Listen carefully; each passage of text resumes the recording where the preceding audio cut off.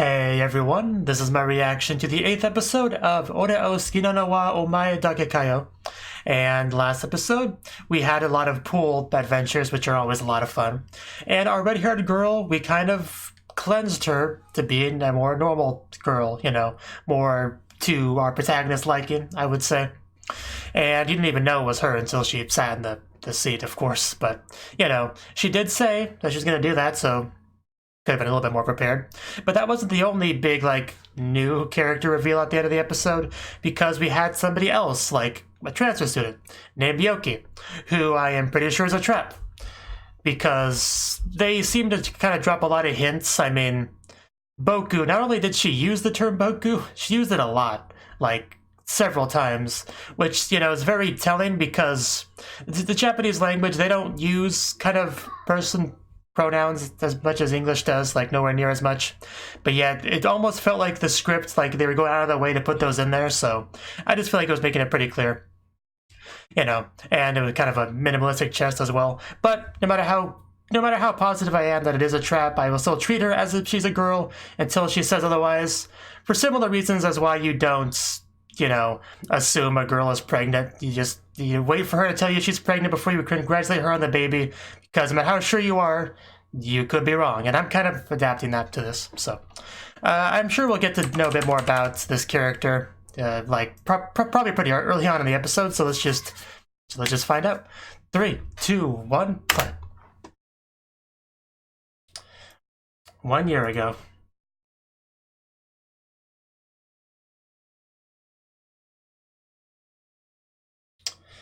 Okay.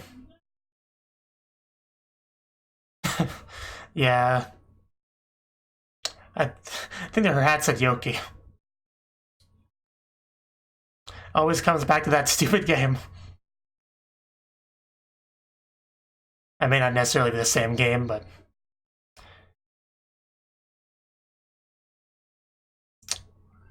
that is a bit surprising. But I guess this was our first meeting. Yeah, he's got a lot, wow. He doesn't seem too busy, so yeah.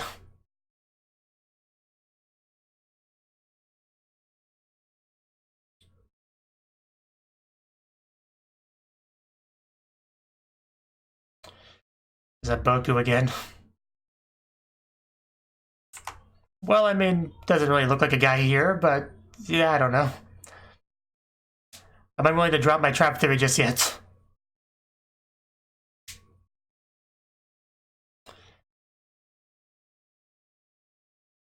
I mean, I can understand him forgetting if that was their only meeting. Still looks very flat, though. Which is very... My name will never be said. But just, yeah, there's no way that's a girl with that chest. Just... I know some girls are flatter, but just, that's like a non-existent chest. Like, it's more clear with that shirt than in the school uniform in the later bit. Also, there was a time gap, so she could have grown a little bit in that time, but I don't think she did. But yeah, at least now we know how they met first.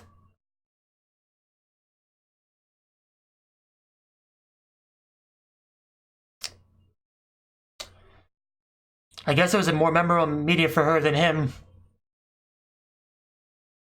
If he doesn't remember her at all.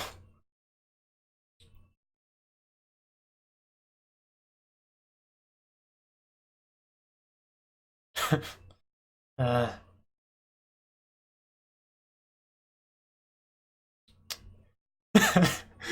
never gonna be able to look at benches the same way again. Whenever someone says, hey, you wanna take a break on this bench? I'm gonna tell them no. Like anywhere else, we can take a break, just not a bench. Especially if it's a girl. Not that I interact with them or anything, just hypothetical.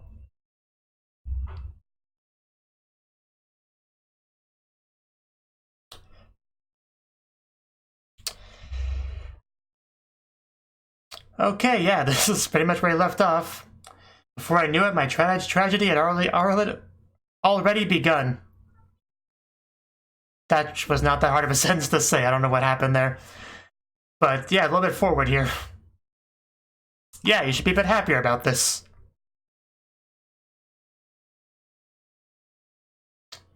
Yeah, it's not that weird.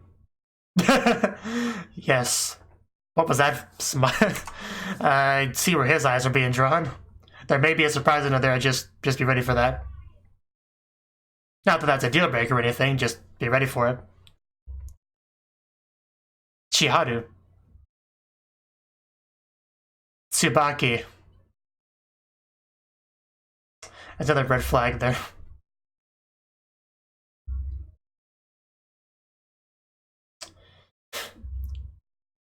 I like that she does her, you know, self-introduction after that bit. And now he remembers her.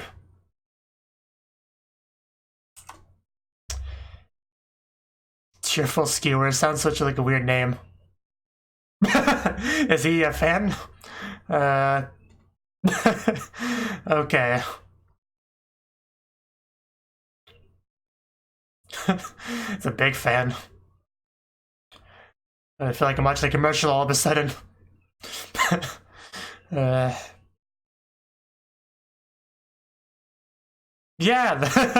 I think that's the one. It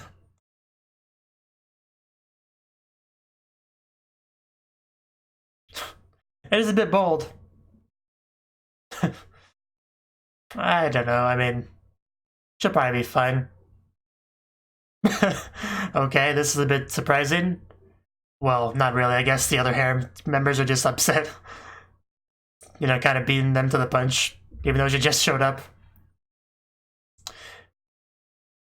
And they're not in the class, so I guess I'll have to find out later.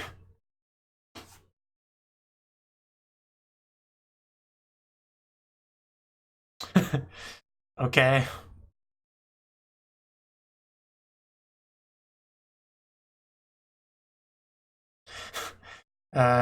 Ex-redhead girl looks so upset. I don't know, but this is apparently a very important part in history. Oh, getting called out on that?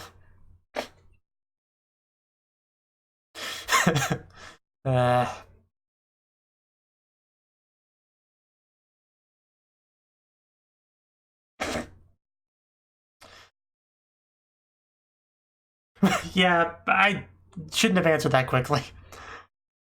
Or boldly, or, I mean, directly. Well, that sounds good. Well, since you offering, I have a few thousand suggestions of various things I could have you do when other people aren't around.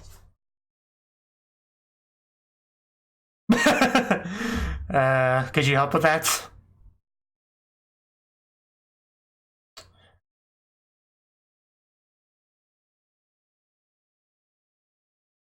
I mean, he does have a Sakura too.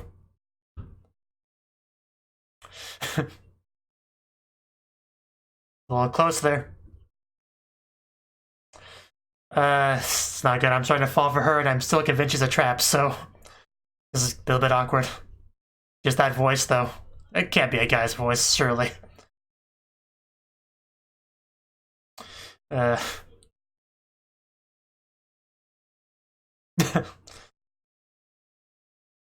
Yeah. There's always got to be a catch, huh? He's used to how these things go. We gotta figure out what her deal is. I, of course, have my theory, but...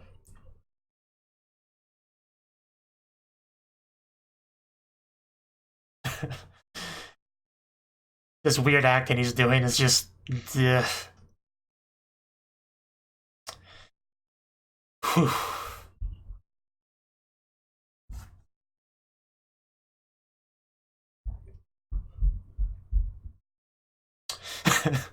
How do we do so? I have no idea what you could possibly do. You feel free to.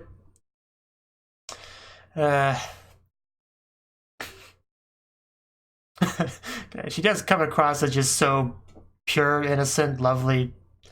But he's convinced there's more to it. Oh. Was it banana peel? Did I see a banana peel? I saw something yellow, I think. Yeah. Somebody trying to sabotage him. Maybe she put it there so she could later save him. It's, you know. Yeah, that's that. That's so close. he's gotta fight the urge.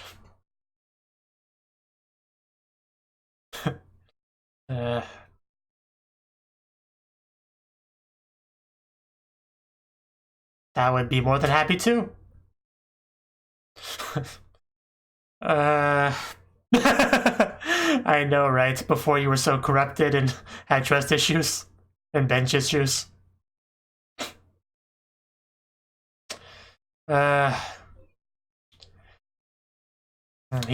on the same page as me, clearly.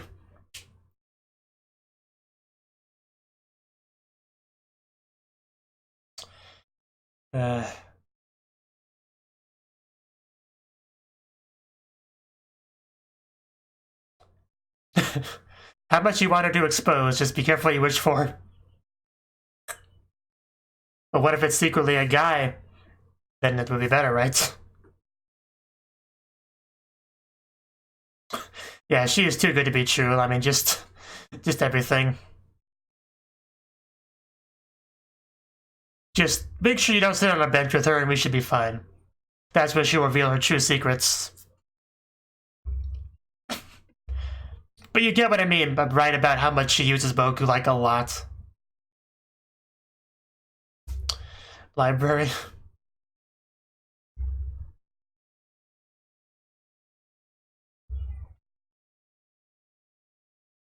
Yeah, what do they think of our new girl? Quote unquote. Are you guys famous? That too.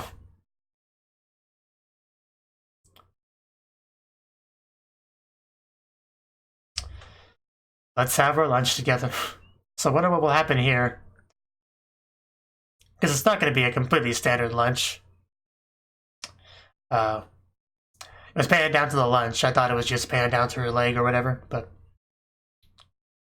just food in two hands, just taking bites of both of them. And there you go. She beat you to the punch. Holy crap, that thing is big. I did not realize how big that was. Here we go. They could feed a small army. Like, Jesus Christ.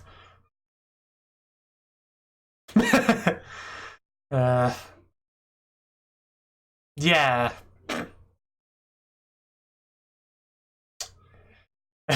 The emphasis on biggest.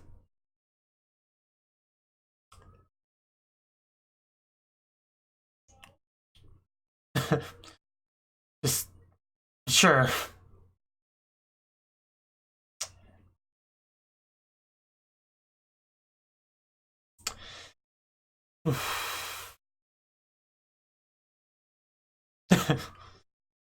I thank you.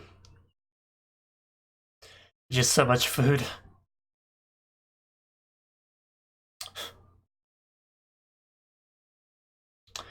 Got a full Joro over there.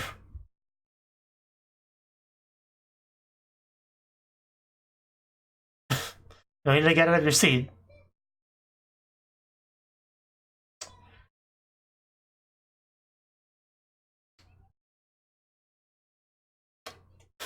Okay, this is a bit of a random new topic. Yeah, that's... Yeah, why?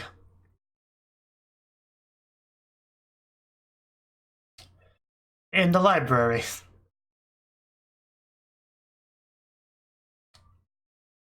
Yeah, definitely.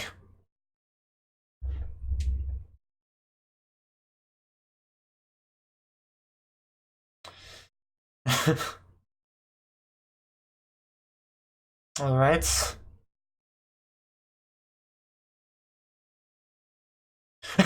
Are you good at anything, Jodo, or are you just a failure at life? You're sure, huh? What kind of skill do you want to have? Lady killing skill? Is that a bench nearby, right? Okay. Yeah, don't ruin this for me, Pansy. Literally none. But you're gonna ruin this for me, aren't you?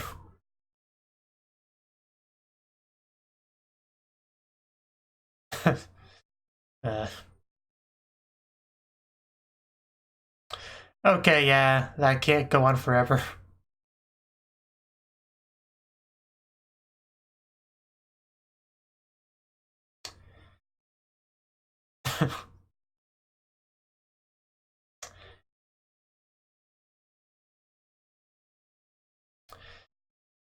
Yeah.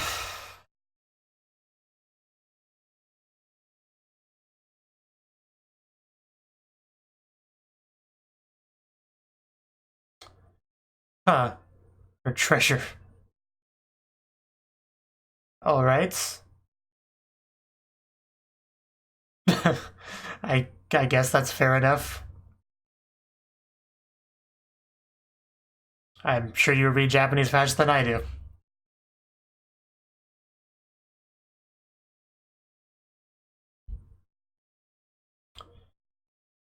Something after school.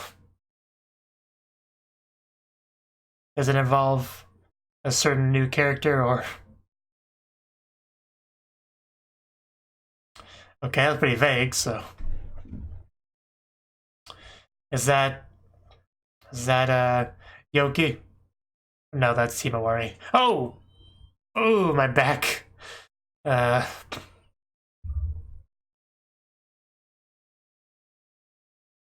So sorry for questioning you.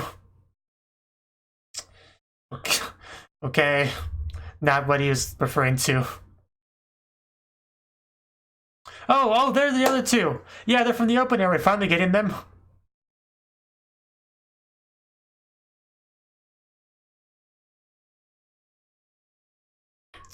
Uh,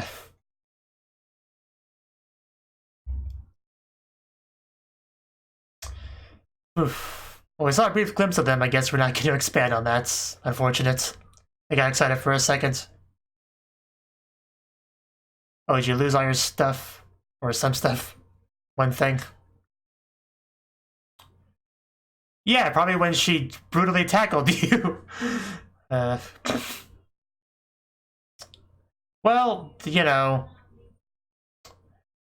in any other country, you would never find that thing again. But oh yeah, maybe we are gonna get them.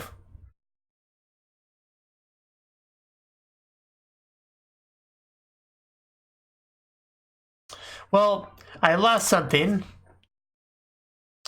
I definitely want to know what's gonna be the deal with these two. Cherry, is that a real name? Skimichi. That also doesn't sound too much like a real name.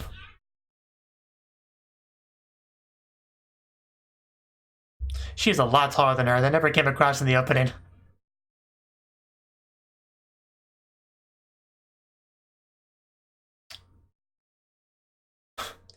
She's got like a mole.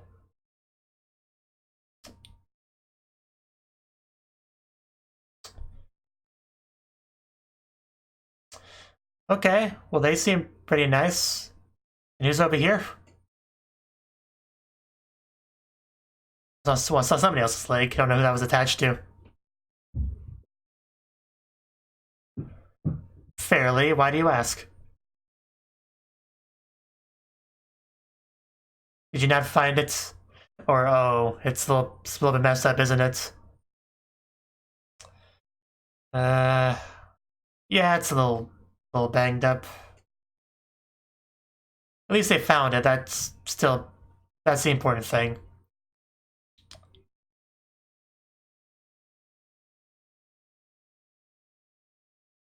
Gives a character. Like, yeah, we just met you two. You helped out. No need to apologize.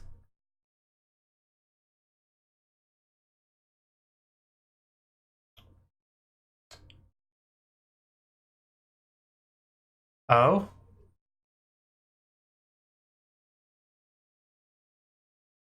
I guess that's why she was so apologetic about the book. Because she was valuable. I'm not sure that helps too much. I don't know how much that's worth, so. So I guess buying another copy is probably out of the question.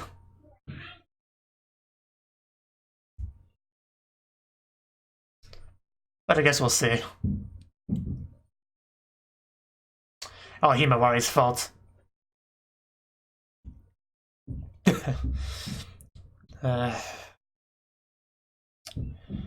we could just sell her lunches for money. It actually got bigger, huh? No, you're breathtaking.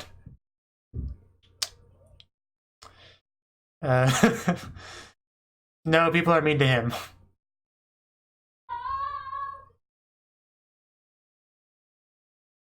It's your fault that I have to get a job. Yeah, he's not gonna bring that up, though. Oh? Oh yeah, she has that thing we can work at.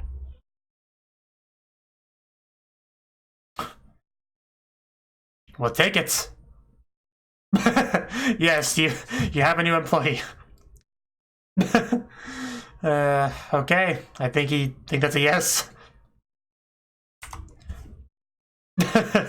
Now we found out how you win Juro's affection. Just give him a job.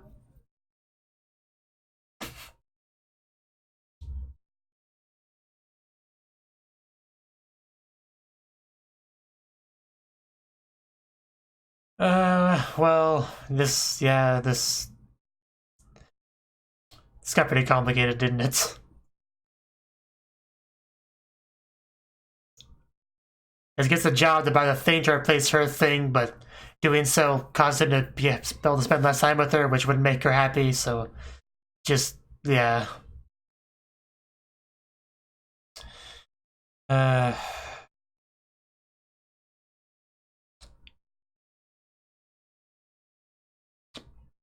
Well, now she'll take this.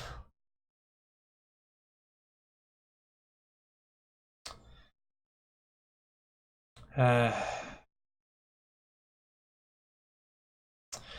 really bad for Pansy.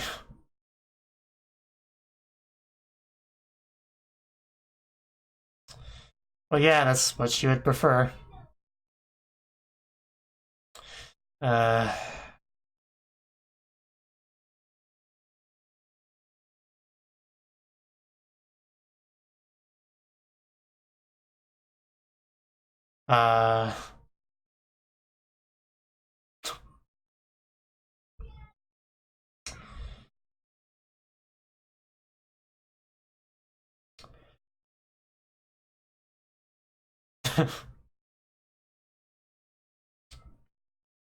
They just look back at her, noticing the dramaticness of this scene.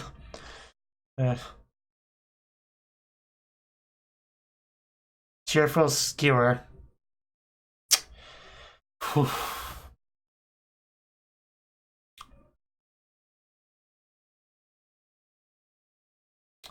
True payback.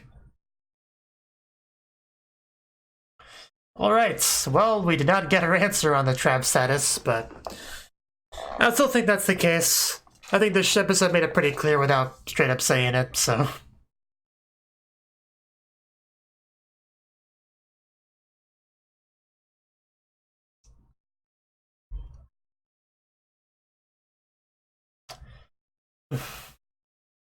And technically the show doesn't have to say it, honestly.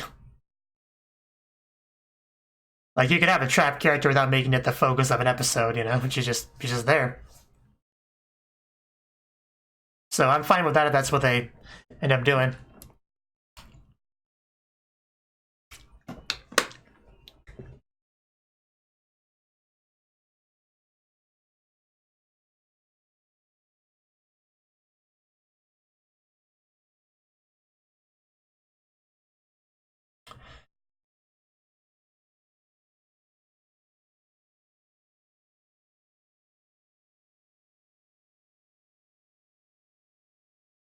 I almost regret bringing it up as much as I did because it like wasn't even a plot point at all. So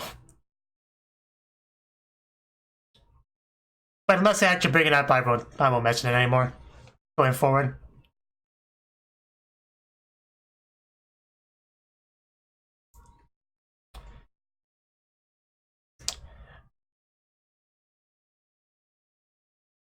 So he did end up getting his job, you know. So okay, that was the 8th episode of ORESUKI no wa Omae dake kayo.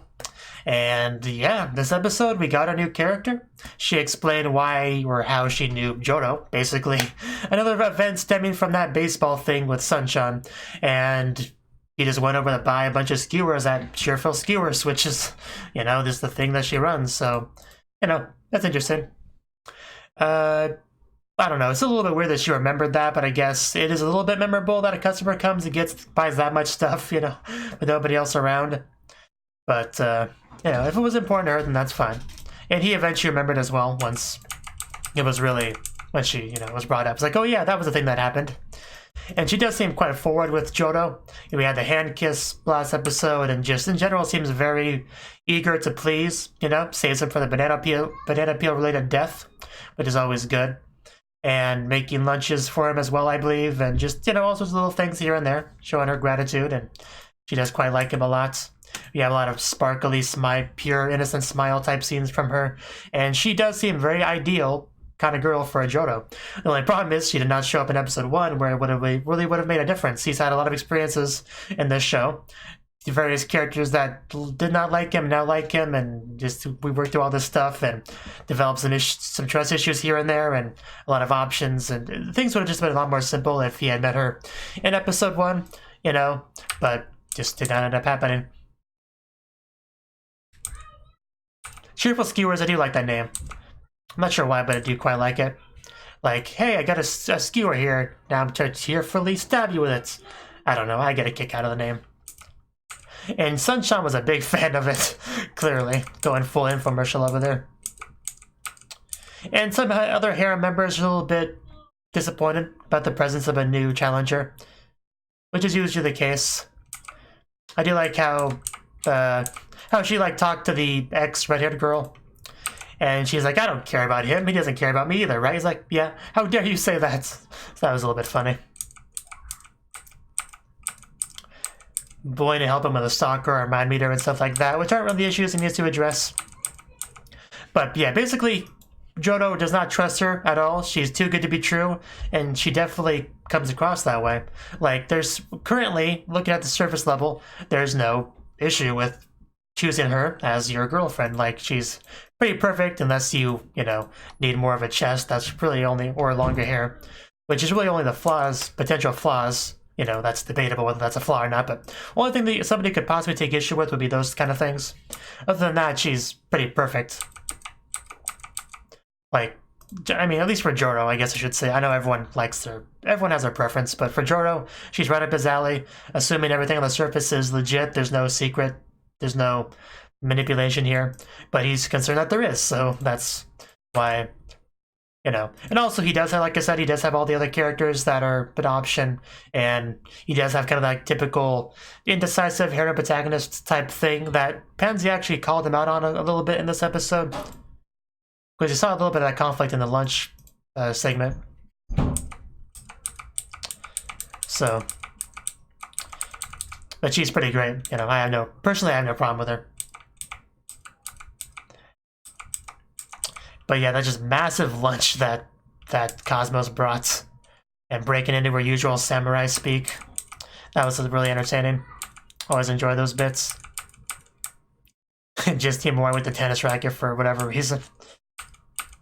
Everyone kind of talking about various things that they're pursuing, and then Yoki's like, hey, Jodo, is there anything that you don't suck at that you are aspiring for? I was like, yeah, not really. I'm sure you'll find something.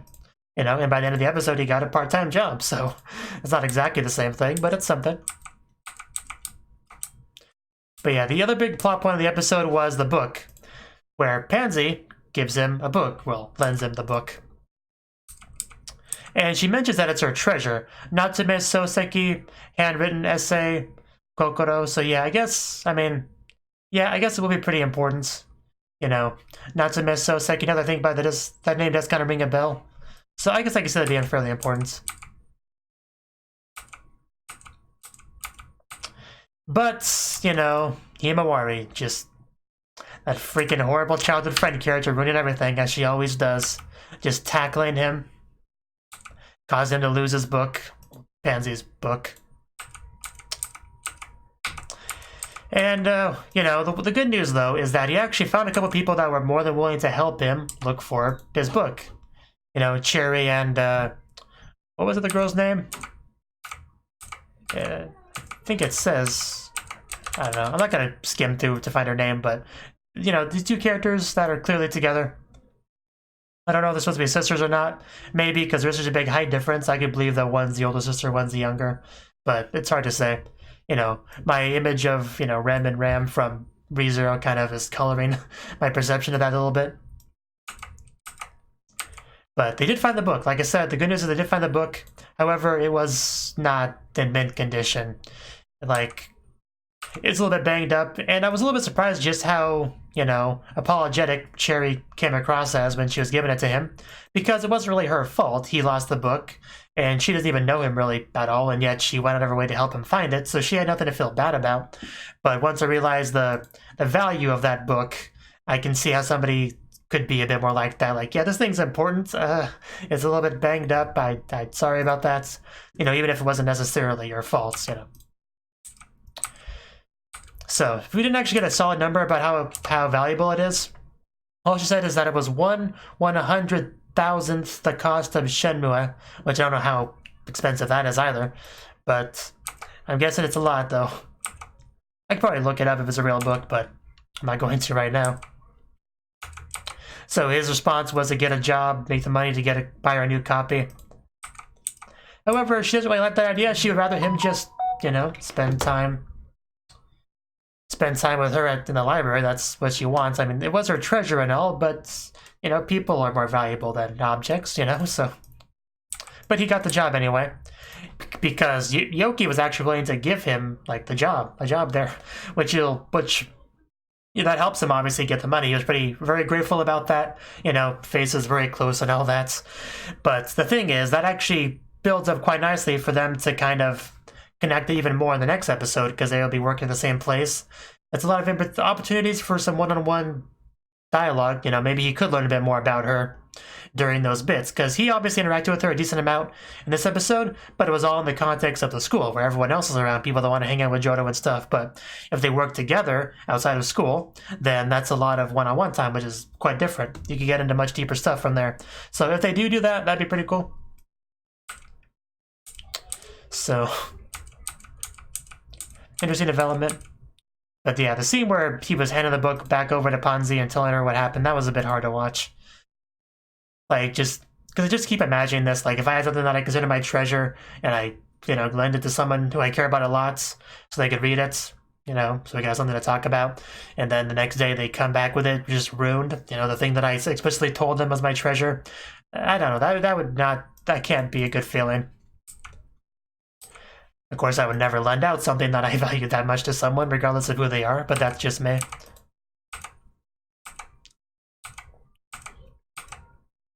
So yeah. And at the very end, we kind of saw them at work as well, like in front of the lockers. And she threw in one little line here at the end here, where she says, "This is where the true payback begins." So I guess all that stuff she did before didn't count, or that wasn't big enough. So, you know. Because this, I guess, helps her as well if she is that focused on paying him back. But, yeah. I didn't really have a stinger or anything, so. But yeah, I do like this new character. I think she's an interesting addition to the cast. And I look forward to hopefully getting a bit more into her character. Thank you for watching, and a special thanks to Cnouki for supporting the channel. If you enjoyed this video, I hope you consider clicking the like button and leaving a comment, because that's a great and easy way to let me know that people want more. If you want to do something big to help the channel, you can support me on Patreon and get nice benefits like early access to certain videos. See you next time.